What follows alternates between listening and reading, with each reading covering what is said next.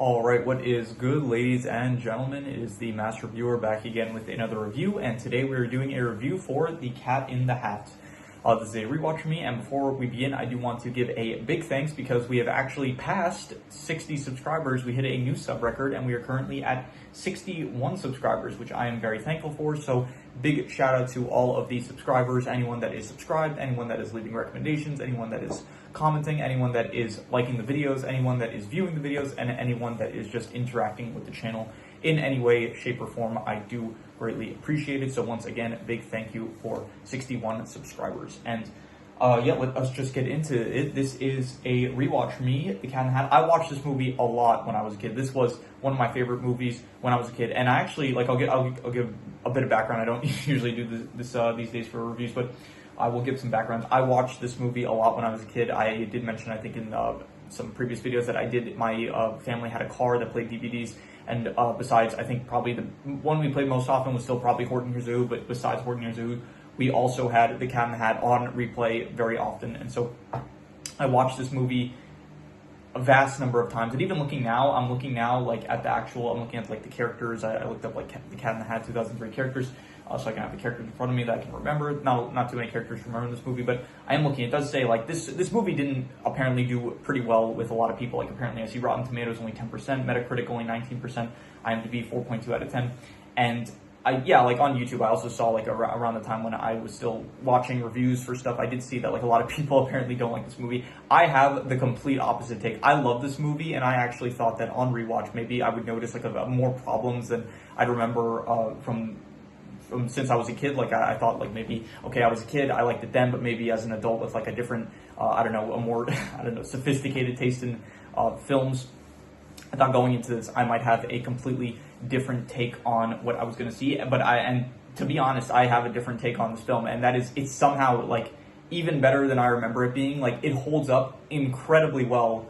Like, as I watch this as an adult, for one, there are so many jokes I did not understand when I was a kid. Like, this is, I heard someone say one time, I don't know who said this, but I'm pretty sure someone said, I think this was like in reference to Gravity Falls or something like that, but it was basically someone saying, a good kid show is a show that is able to be enjoyed by adults as well. So, like, a good kid show will have, like, jokes that adults will be able to understand, even if kids don't understand. But so a good kid show has jokes that both kids can enjoy, but also stuff that adults can enjoy as well. And I think that this is the perfect example of that, where it has so many jokes that I did just, like, there were some jokes I understood as a kid. Yeah, like, you can definitely still enjoy this movie as a kid. But if you're, like, watching it as an adult, there is so much stuff that you can understand that you just did not understand as a kid. And so, yeah, not even just the jokes itself, but, like, the actual substance of the movie is just really good in my opinion. So yeah, we are just going to get into that. We'll stop with the backstory and we'll get into the actual plot of the film. So the plot of the film is that there is a single mom, Joan Walden. She is a real estate agent, and she has to host a party for her company, Humber Flube Real Estate.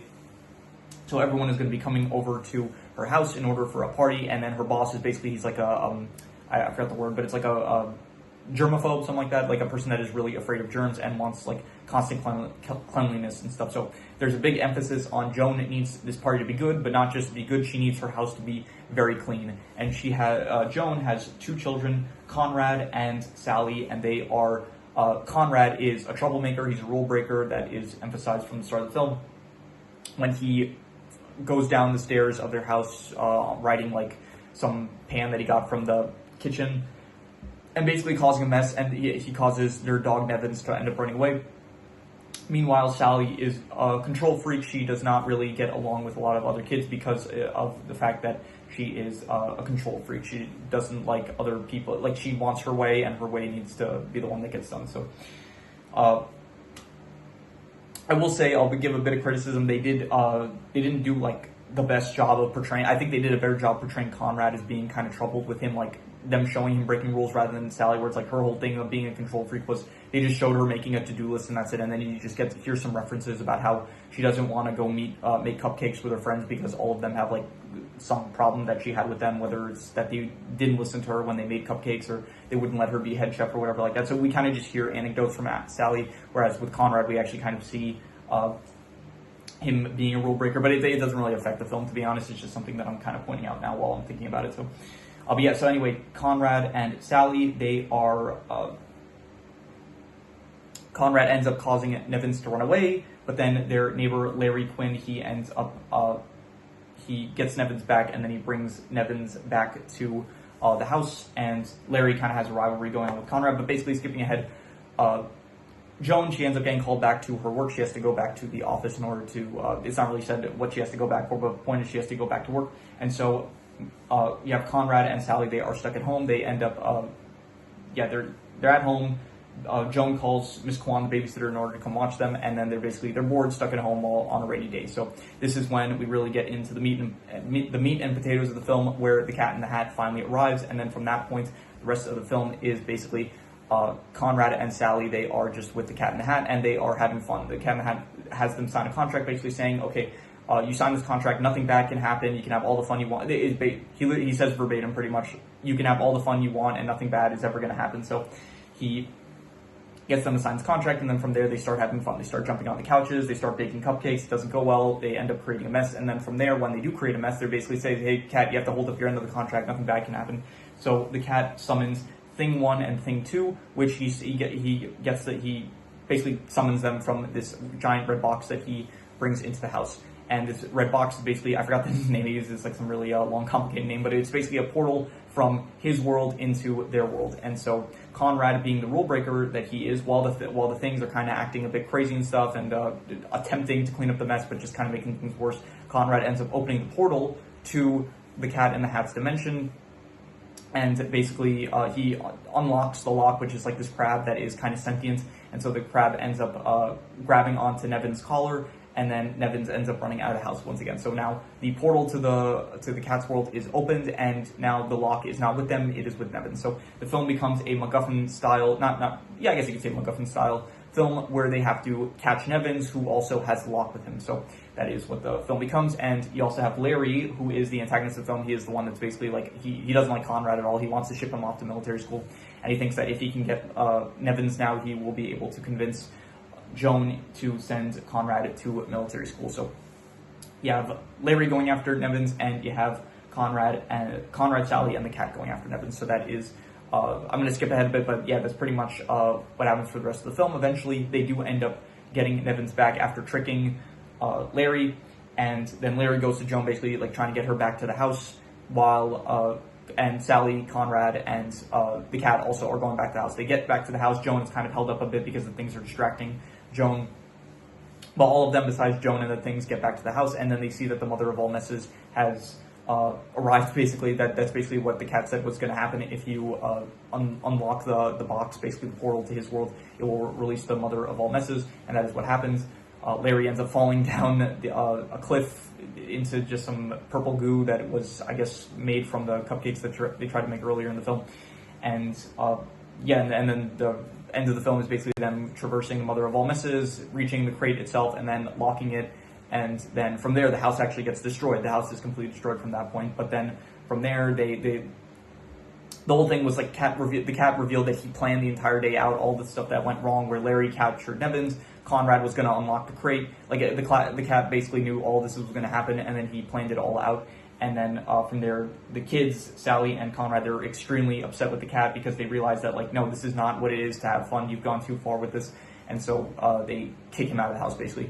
And they're about to take fault for what happened with the house getting destroyed and all, but then the Cat basically reveals that, hey, since you guys admitted fault and you guys learned your lesson, then in the contract, it's stated in the contract that if Conrad unlocks the lock, then the contract is void, null and void. So basically, like, they're at, like, something that could happen because they broke the contract. But then if it's stated that if they learn their lesson, then the contract is reinstated, so that means nothing bad could happen. So then the Cat returns, and then he, with the help of the things, they end up cleaning up the house, basically, and everything is good and well at the end. The kids, they learn their lesson, the house is all good and set, and yeah, so the film ends with the Cat leaving, Joan has her party, and everything is good and well in the end. Larry also returns, he got it, he was spat out by a pipe on the side of the house, and then he tries to basically tell Joan what happens, but then Conrad and Sally kind of just gaslight him into being like, no, we have no idea what you're talking about, you're insane. And then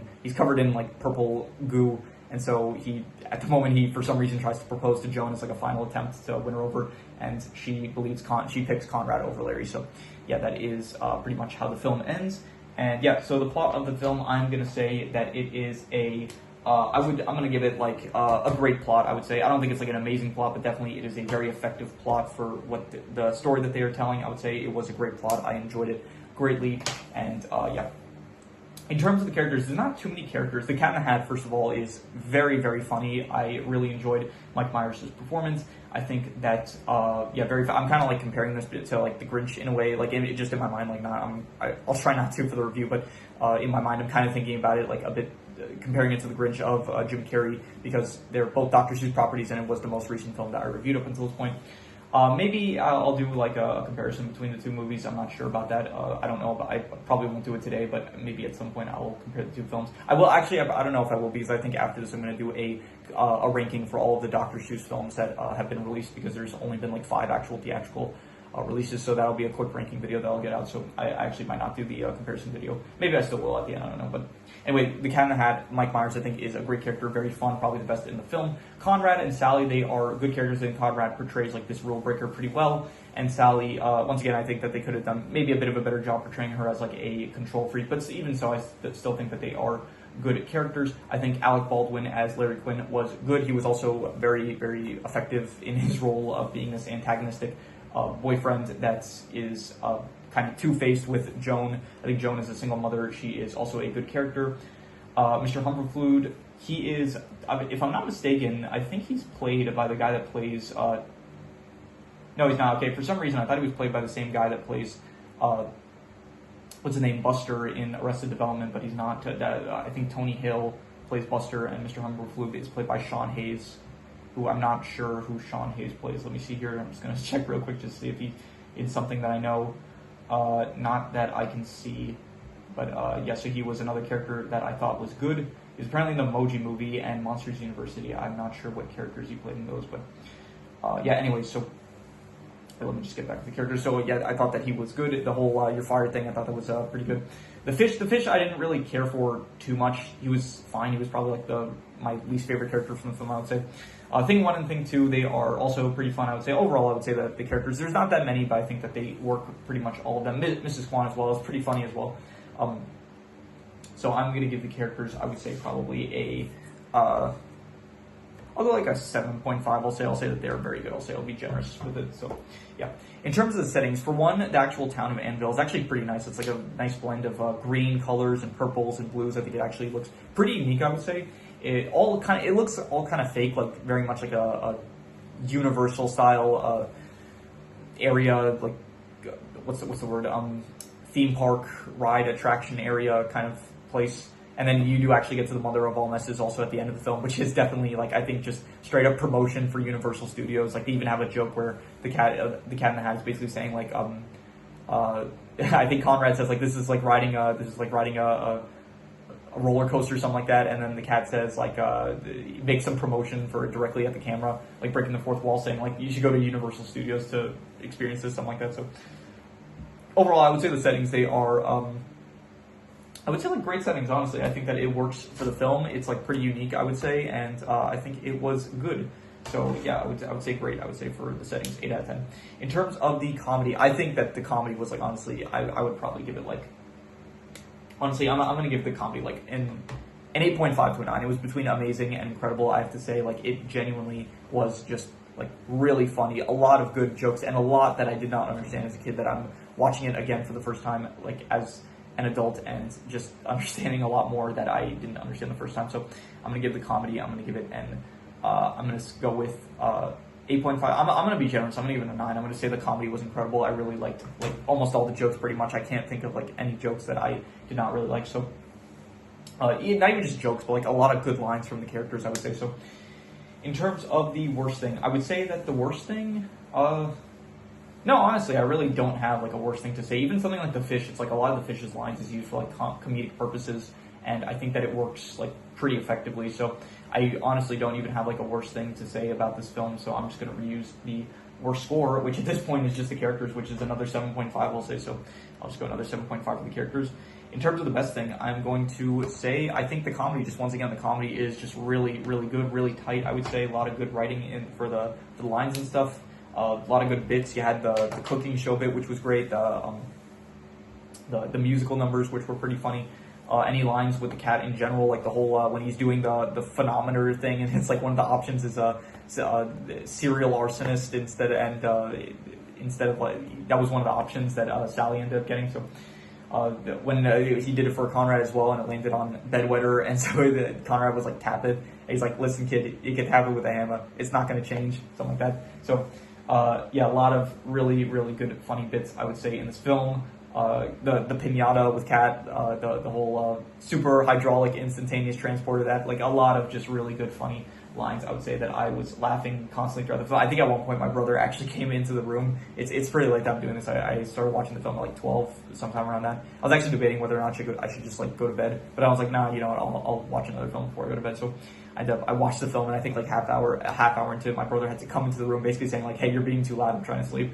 So yeah, just because I was laughing so much from it. So definitely just another 9 out of 10. Incredible comedy, I would say. So let's see here. I do have some extra notes. So once again, I thought that the musical number, honestly, it was like some pretty good music. I think there was like 2 musical bits in the actual film. It was like the one where the fun song that he sings at the beginning, and then besides that, there was one at the end, kind of. Well, two I'd say, like 2 more, where it's like when he actually enters the house, it's like, bet you thought I was gone, bet you thought, like I'm not gonna start singing it now, but that song. So and then the actual final song that they play, where the cat and the things are actually cleaning up the house itself. So I thought that the music was actually pretty good in this film. So that was nice. The cooking show bit, once again, I mentioned this, pretty much all the bits I think landed for me in this film. I didn't really understand this it's not that I didn't understand. I didn't pick this up when I was younger, but they have like this running gag where the cat is saying like, we're gonna get Kevin, not Kevin, we're gonna get Nevins and destroy him. He's like saying Operation Search and Destroy, and it's like they have to keep on correcting him, saying like, no, we're not destroying him, we're just capturing him and stuff. So, and I kind of realized now he's a cat and Nevins is a dog, so it actually kind of makes sense that he's like constantly saying like, we need to kill. He's saying like we're gonna like we're good. Like he sees Nevins and he says like, time to die and stuff. So it does kind of make a bit more sense that on rewatch now as I'm older, and I kind of understand the dynamic a bit better. And then finally, yeah, once again I'll just restate this. There's a lot of adult jokes in this, like dirty hoe. That was a bit that I didn't really understand when I was younger. Yeah, just a lot of dirty jokes. Honestly, if you're watching this and you're above the age of like, probably if you're like a teenager, if you understand like dirty jokes, then if you rewatch this film, you'll probably see one like every couple of minutes probably. So yeah, a lot of adult jokes, which I think it's like it made it more entertaining to watch it as an adult, I would say, than if I was like, once again, it's a film that I think adults would be able to enjoy because of like all the jokes that are kind of like the double meanings behind certain jokes. So you know, I don't think you need like dirty jokes in order for a film to be watchable for adults, but I do think it just adds like a bit more of. I think it's an effective movie because like it's being here. I enjoyed it as a kid. I watched it as a kid, but then watching it as an adult, it's like I'm also able to enjoy it because I'm also able to get a lot of these double entendres and stuff, and like stuff that I didn't really understand as much when I was younger. I'm able to understand better. So I personally think it's a plus. Some people might say that there's too much like adult humor and stuff, but I view it as a positive. I would say so. I enjoyed it. Yeah, overall, that is, that's all the extra notes that I wrote, so I'm going to do the calculations. So, King Crimson. Alright, so it ends up coming out to about an 8 out of 10, which would be great, but honestly, I would give it higher than that. I think I would genuinely give this, like, probably, I think an 8.5 to a 9. I think, honestly, between amazing and incredible, and I'll be generous, I'll give it incredible. I think that, I don't know about the best. Honestly, I was considering it. I was considering, like, maybe the best. But I'm not going to go as far as to say the best, but I will say it's an incredible film. Honestly, I'm giving it a 9 out of 10. I don't understand really like how this film has like the reputation that it does. Like I did hear that there was like some controversy about it, like where I think like Mike Myers, like the guy that plays the cat in the hat, I think like I heard something about he didn't actually want to play the role and stuff, and it's like he was kind of forced into this role for some reason. So if that's the case, then like I don't really know about the background stuff for the film, and if there was like some controversy of like people being, I don't know, forced to be doing stuff that they didn't want to do or something like that. Like, I'm sure it wasn't in like some serious context. I'm saying, like, me saying that kind of sounds like a really bad situation, but I'm like, I don't know. The film itself, the final product of it, I think it's like great. So even if there was like some stuff that production wise like wasn't great that happened. Like, I'm assuming nothing terrible, but if, I don't know, contract disputes, probably stuff like that. So even if that was the case, like, this film, the final product of the film, I think still turned out like really well, in my opinion. So yeah, honestly, I would give this film like a 9 out of 10. I would say that this was incredible. I honestly did not think it would hold up as well as it did when I rewatching it as I'm older, but honestly, it does. Like, I honest opinion about it. So but yeah, that is pretty much all there is to it. So if you have any recommendations, any shows, movies, video game stories, anime, web series, anything that you want me to review, leave it in the comments and I will maybe possibly check it out. With that said, that is pretty much all there is to it. So let's leave it at that.